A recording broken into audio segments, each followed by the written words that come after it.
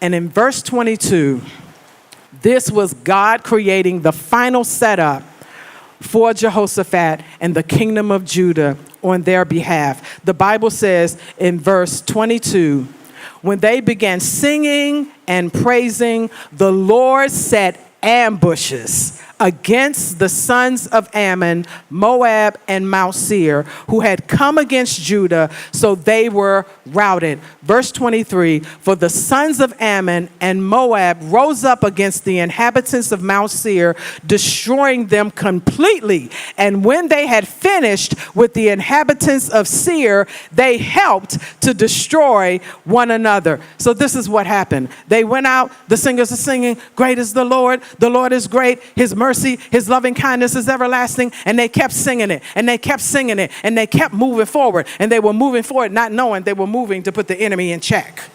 And so they kept singing it. They kept singing it. And the Bible says that the Lord set up ambushes so that all three armies began to be routed in a different direction. And then before you know it, they begin to turn on each other.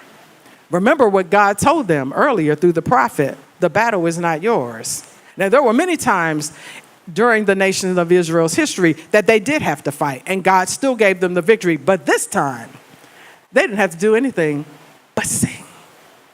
They didn't have to do anything but worship. But they did have to go out. They did have to take their position and face them and do it singing, do it worshiping God, turning their attention, seeking the Lord, focusing on him, proclaiming a fast, declaring God's greatness. And as the result, verse 24, when Judah came on the lookout of the wilderness, they looked towards the multitude, and behold, there were corpses lying on the ground, and no one had escaped. Check and checkmate.